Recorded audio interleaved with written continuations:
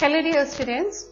So in continuation with the study about the further classification of kingdom Animalia, in earlier lecture we have discussed about some of the phyla present under kingdom Animalia, and today we will discuss about the last phyla of this kingdom, and that phylum is Chordata. So the most common feature of that Chordata, as we have already discussed, that they have a nerve cord. And due to presence of nerve cord, these are present in the phylum Chordata. Depending upon the level of that nerve cord, whether nerve cord is well developed or it is present very less developed type, on that basis the phylum Chordata has been further subdivided into two subphyla. So here, if the notochord is rudimentary,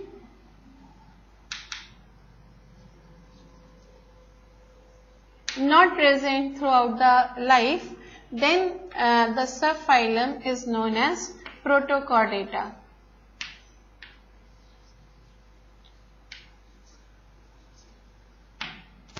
And if the notochord is well developed and replaced by a vertebral column,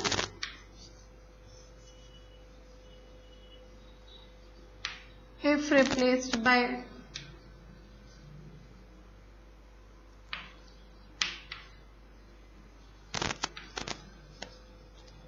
vertebral column, then that is known as vertebrata. And the subphylum Vertebrata is further divided into different classes, again depending upon their features. So they are categorized into four classes. The first one is Pisces, another ones are amphibians or amphibia, another is Reptilia, and then is Aves, and then there is Mammalia or mammals. So the subphylum Vertebrata has been further divided into 5 classes. Pisces means all fishes, amphibia means those animals that are capable of surviving both on land as well as on water. Reptilia are the crawling animals. Aves, that include all birds, and mammals, they include all the other most highly advanced vertebrates. And out of these, Pisces, amphibians and reptiles, they are together known as cold-blooded animals. Why cold-blooded animals? Because they cannot maintain their body temperature along with the environment. So their body temperature keeps on changing with environment. And if you talk about aves and mammals, they are known as warm-blooded animals. Why warm-blooded animals? Because their body temperature remain constant along with the environment. And out of all these, Pisces, amphibians, reptiles and aves, these all are egg-laying animals. That's why they are known as oviparous. So from Pisces to aves, all these are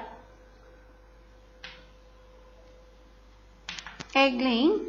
Hence, these are known as oviparous. Whereas mammals, if you talk about mammals, they give birth to young ones.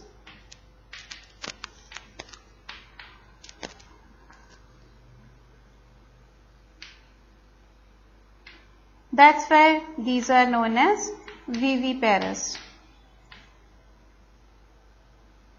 So Pisces, amphibians, reptiles and aves, these all they are egg-laying animals. That's why these are known as oviparous, whereas only mammals are giving birth to young ones, and they are known as viviparous. Although some exceptions are there where you will observe some mammals giving birth to the eggs also, or they are, you can say, viviparous, oviparous mammals. So today in this lecture we will be discussing about the general characteristics of subphylum Protochordata, as well as about the general characteristics of all the classes that come under the subphylum Vertebrata. So first of all, here we start with the characteristics of phylum Protochordata, subphylum Protochordata, and as you can see here, the name itself is self-explanatory, because proto means what? Protochordata is made up of two terms, that is proto, and proto means the primitive,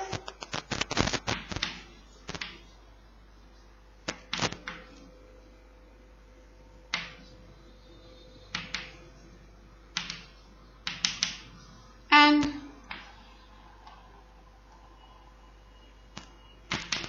chordata means nerve cord. So they have primitive type of nerve cord, and due to primitive type of nerve cord, these are known as Protochordata. So if you look at the feature, they are soft marine animals,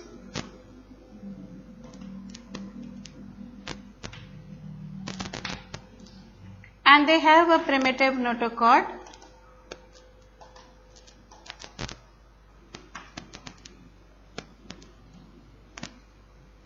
which does not run all over the body, and the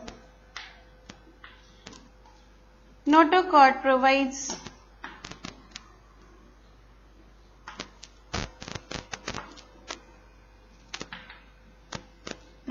a place for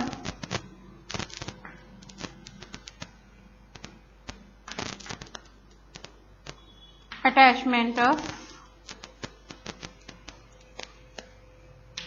muscles, right?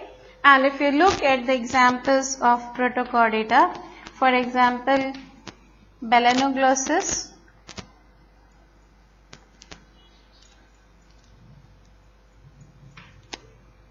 Amphioxus,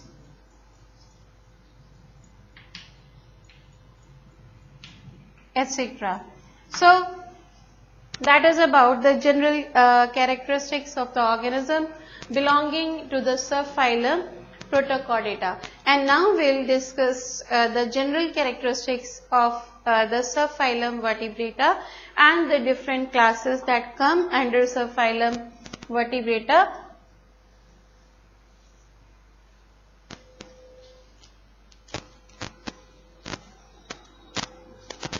So first of all, let's have a look at the characteristics of subphylum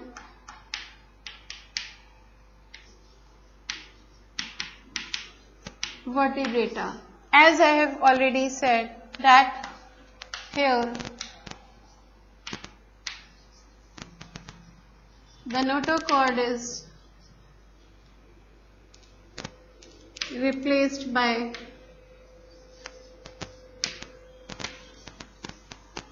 vertebral column,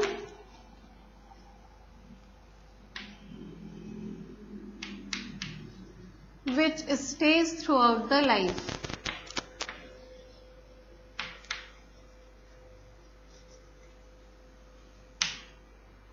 So this vertebral column present all over the life of the organism, and it is a very well developed part of the vertebrate's body. Other than that, if you look at the further features of phylum Vertebrata, so in some cases the front part of vertebral column is enlarged to form brain, which is surrounded in the bony box called skull. So here you can say that anterior end of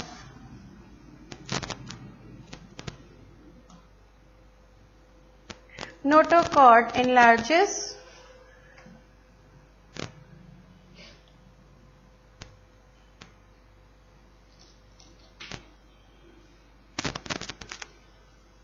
to form brain, which is enclosed in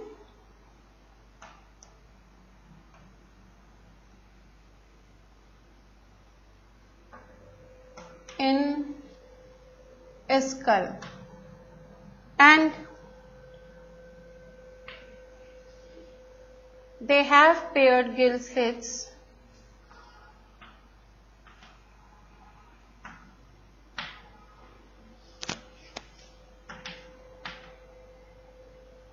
only in fishes, but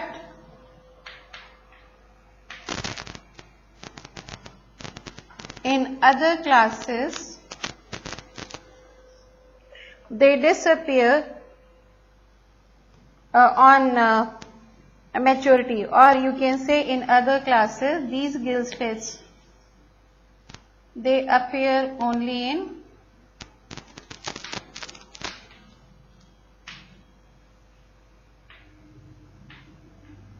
embryonic stage, and after the development is completed, then these gill slits they disappear, right? So these are the general characteristics, and of course their body is divided into three parts.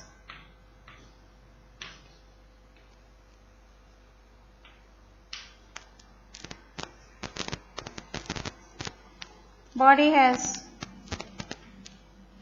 three parts, that is head, thorax and abdomen.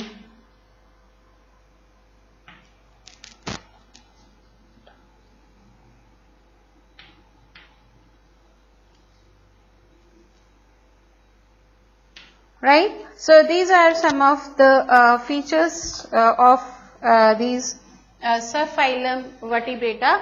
As you can see in subphylum vertebrata, the notochord or nerve cord is replaced by a vertebral column, and this vertebral column stays throughout the life, and the anterior end of the notochord, it enlarges to form brain, and this brain is enclosed in a bony box called a skull, and they have the paired gill slits, but these paired gill slits are fully functioning only in Pisces or fishes, but in other classes like amphibians, reptiles, aves and mammals, they appear only during in embryonic stages, and after that they completely disappear. And here the body is divided into three parts having head, thorax and abdomen. So now let's have a look at the general characteristics of various classes of subphylum vertebrata.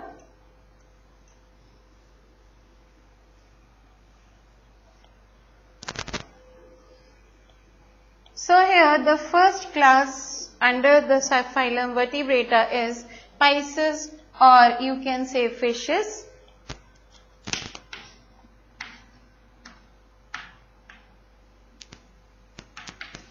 Pisces, as I have already said, they include all the fishes under this category. So if you look at the characteristics of Pisces, they are cold-blooded animals and aquatic vertebrates. They are found only in water, maybe in sea water or in fresh water.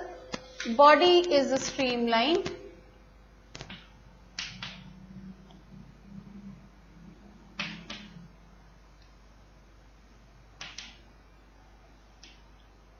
And covered with scales.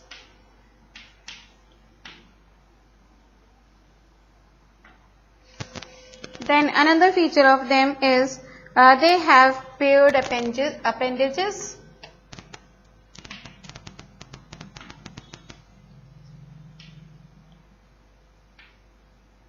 And these paired appendages are called as fins. And Of course, the heart is two-chambered.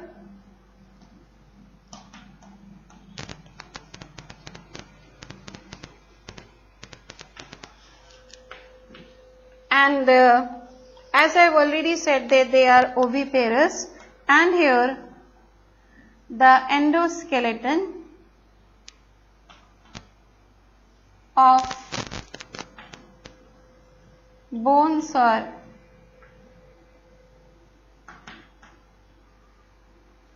cartilage both. And if you look at the examples of these Pisces, like we have the fishes having endoskeleton of bone, so they are known as bony fishes. On the other hand, the fishes which are having endoskeleton of cartilage, so these fishes are known as cartilaginous fishes.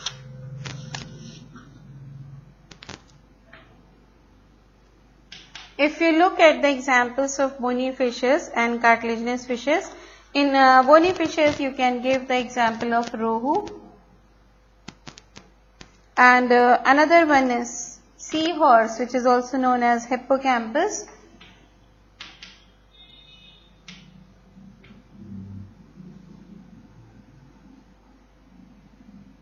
And if you look at the examples of cartilaginous fishes, that is torpedo, which is also known as electric ray, etc. Right? Torpedo, another one is scoliodon.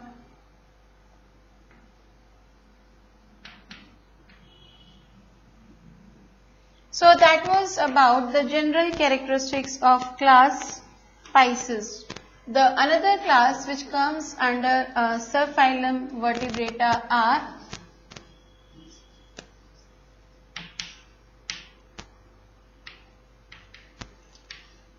amphibians, or the class Amphibia. And if you look at the features of Amphibia, as I have already said, that they can survive both on land as well as on in water. Cold-blooded animals having three-chambered hearts,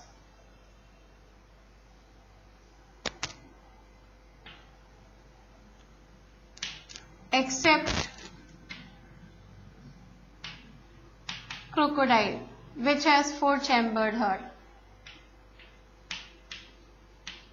And again, body has mucus glands,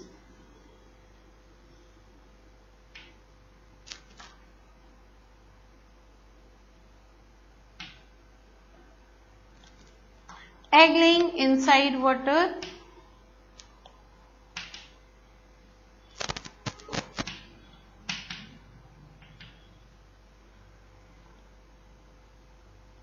and they have external fertilization.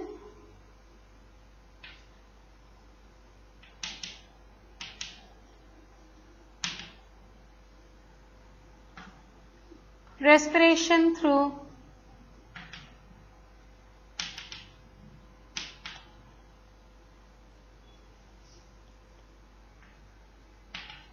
gills in larval stages,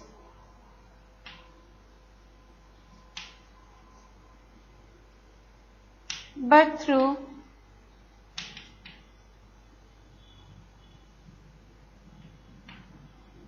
lungs in adults.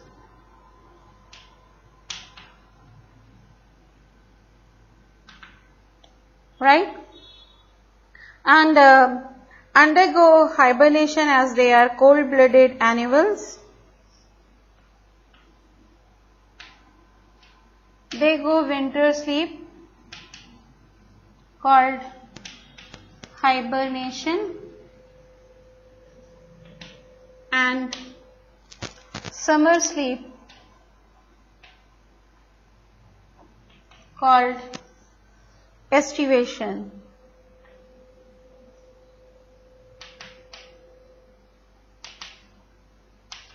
And if you look at the example, like frog, and another one is hyla, which is also known as sea frog, or you can talk about salamander, that come under this phylum class Amphibia. Another class under subphylum Vertebrata is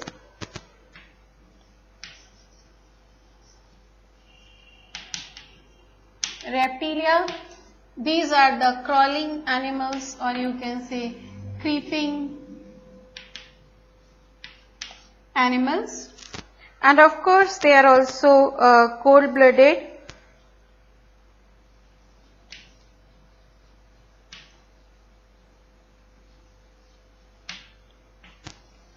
Egg-laying on land.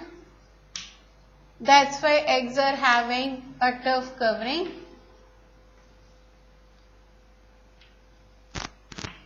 And here also they have two pairs of limbs.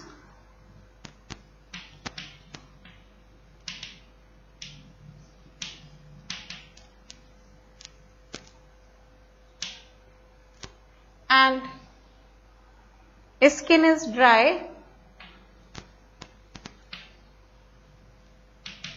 Dry skin covered with scales. And another feature which you can found here in case of reptiles, again they are having respiration through lungs, as they are totally terrestrial animals.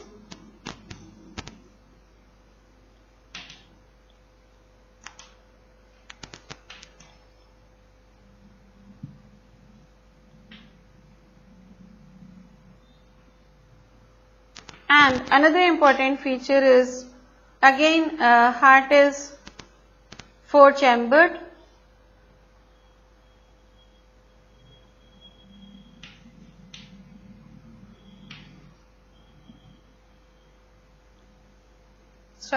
Their heart is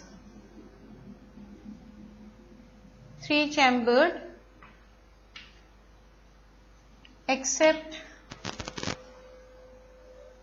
crocodile, which is having four-chambered heart. So you make a correction here that all amphibians are having three-chambered heart, but all reptiles except crocodile is having three-chambered heart. Okay? And if you look at their examples, they have common lizards or wall lizard, all snakes,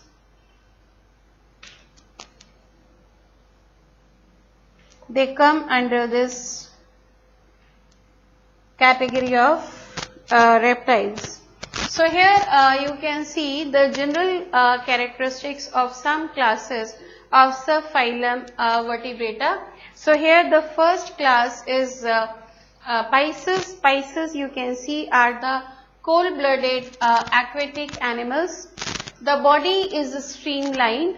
The streamlined body helps them to cut the water current. So this makes an adaptation for these animals to be able to survive in water. The body is covered with the scales, again to provide protection against excess water, and they have paired appendages in the form of fins, pectoral fins and pelvic fins, and these pectoral and pelvic fins, they help them in movement as well as maintaining the balance as well as changing the direction during motion. Heart is two-chambered, one auricle, one ventricle. Endoskeleton is either of bones or of cartilage. Based on that, we can have the fishes, bony fishes or cartilaginous fishes. For example, bony fishes, rohu or hippocampus, and cartilaginous fishes, torpedo or scoliodon. And another class under subphylum Vertebrata is Amphibia. As I have already said that these are the animals that can survive both on water as well as land, or you can say some part of their life they spend in water, whereas other part they spend on land. Cold-blooded animal, heart is 3-chambered, and instead of scales, here the body is having mucus glands, because of which their skin is slippery. This slippery skin provides them protection against water, as well as it helps these animals to provide protection against enemies. Egg-laying animals, the egg-laying occurs inside water, and the method of fertilization here is external. That means the fertilization of male and female gametes that occur in water outside the body. Respiration here through lungs in larval stages, but in adults it is through, in larval stages the respiration is through gills, but in adults it is through lungs. And as they are not capable of maintaining their body temperature constant with the changing temperature of the environment, so they undergo sleep period, so they become inactive, and they go deep under the earth to protect themselves against the extreme conditions of the weather. So when they go for winter sleep, this is known as hibernation.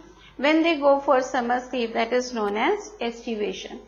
And for example, frog, salamander, hyla, these are the examples of amphibians. Another subclass is Reptilia. Reptilia, as I said, these are the creeping animals as they crawl, and again they are also cold-blooded animals, oviparous, giving birth to the eggs. And egg laying here is on the land. They don't need water for egg laying. That's why their eggs are having a hard covering which provides the protection. Also they are having 2 pairs of limbs. The skin is dry and this skin is covered with the scales. Respiration through lungs as they are purely terrestrial. A 3-chambered heart except crocodile. So they have 3-chambered heart, like they have 2 auricles and 1 ventricle, but in crocodile the heart is 4-chambered, that is 2 auricles and 2 ventricles. If we look at the examples, then wall lizards or all the snakes, they come under the class and reptiles or reptilia. Then another class that comes under subphylum vertebrata here is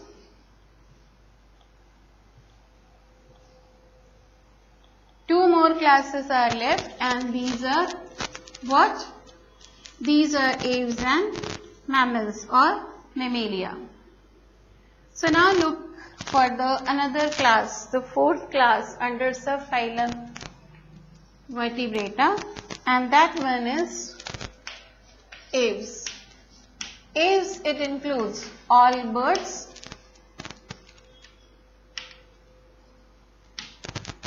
they are warm-blooded,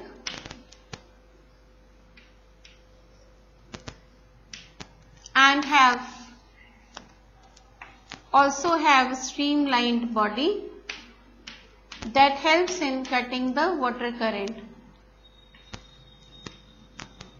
A streamlined body means body is pointed at the tip. For example, in fishes you have seen the body was like that. So here this is known as a streamlined body. So they also have streamlined body.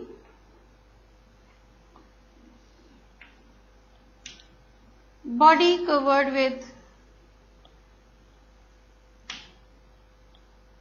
feathers,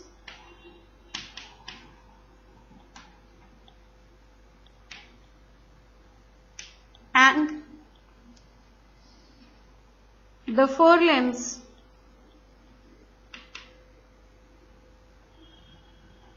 modified to wings,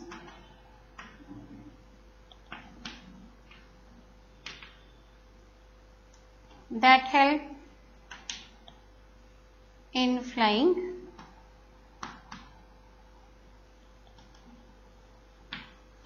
and they have hollow bones.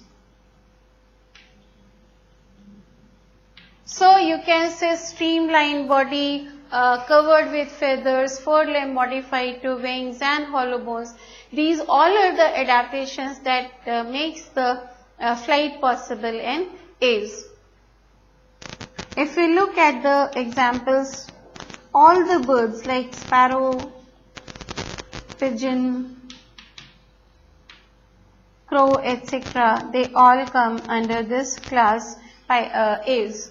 And of course, they are also egg-laying animals, and the egg-laying is outside the water. Then another class here is Mammalia, the most highly evolved class. So they are also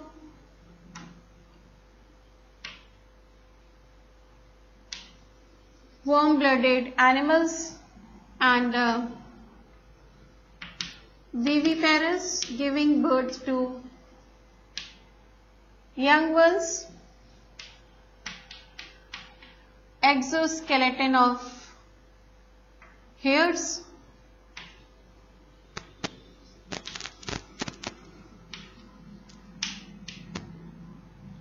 And have mammary glands to feed young ones.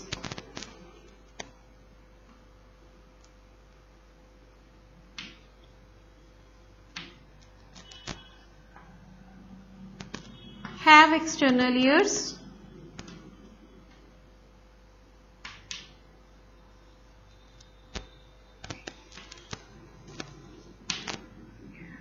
So these are some of the characteristics of class Mammalia.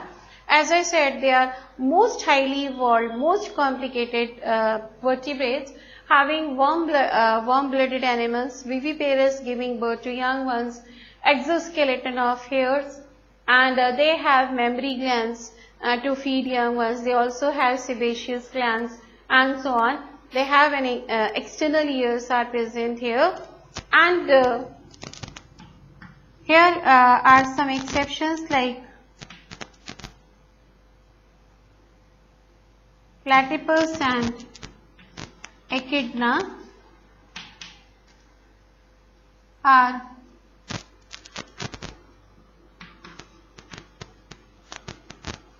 oviparous mammals.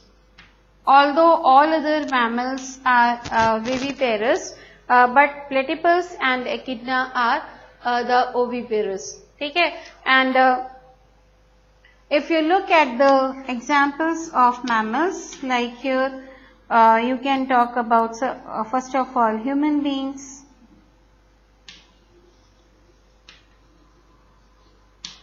cow, cat, etc. A long list of mammals are there. Most of the mammals are having terrestrial lifestyle, but if we talk about whale, is a mammal, but it is aquatic. It is not a fish. It is an aquatic mammal, right? So here we have discussed the general characteristics of the different classes that come under the subphylum Vertebrata. And now we talk about the naming system of the organisms.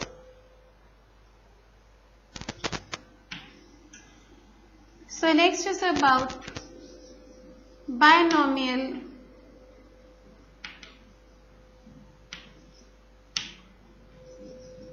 nomenclature. And this binomial nomenclature was given by, again, Carolus Linnaeus.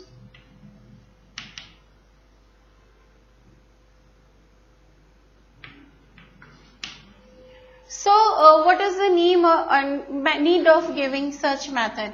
It is a method of naming the animals scientifically, or you can say it is the scientific naming of the animals. So here in this category, what happens? Actually, if you go to the various parts of the world, so same animals or the same living organisms are being identified by the different terms, as they have got different languages. In that case, if you want to communicate with each other, in that case some confusions may be there. So in order to avoid these confusions, this binomial system of nomenclature has been given. So according to this binomial system of nomenclature, every organism is given two names. So you can say organism's name consists of two terms.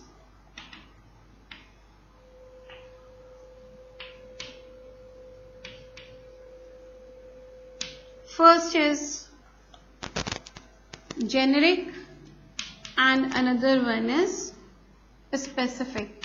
Generic means name of genus and specific means name of species, right? And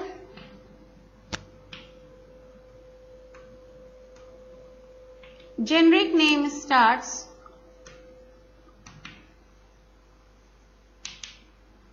with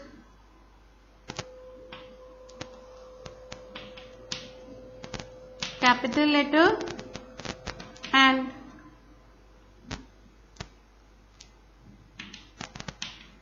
a specific name with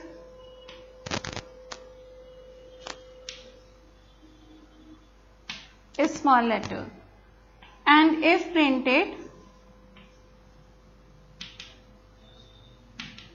they should be printed in italics,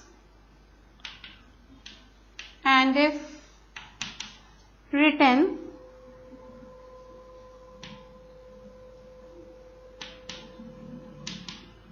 they are underlined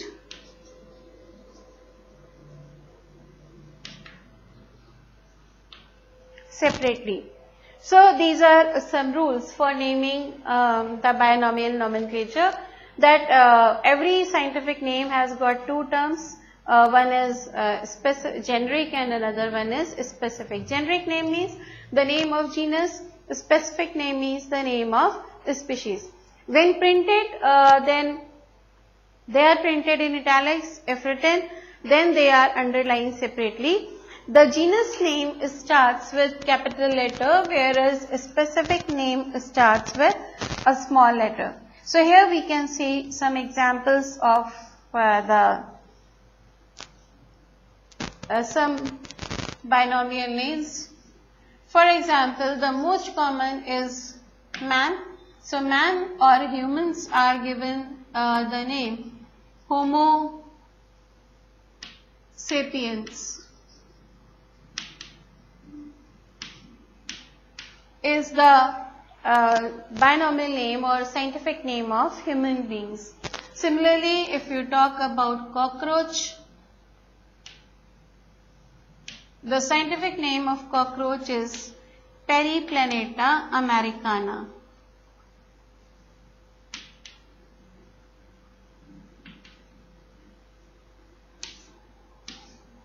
If you talk about earthworm,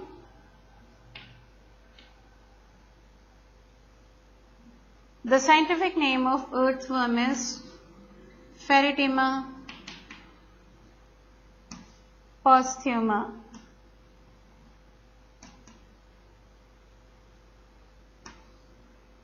And it's not only that only animals are having their scientific name, even plants are also having the scientific name. For example, if you talk about neem, then it is given the name Azrictus indica.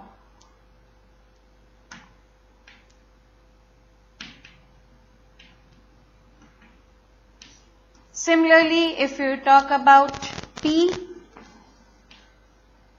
is given the name Pisum sativum. So here are some examples of the scientific names of organisms, and giving the process of scientific name, it makes the study of organisms easy and possible, and it makes possible to study the things over international way, because then all things are identified by a common name, and in that case no confusion is rising over there, right? So that is all about your chapter about diversity in living organism. Have a nice time. Goodbye to all of you.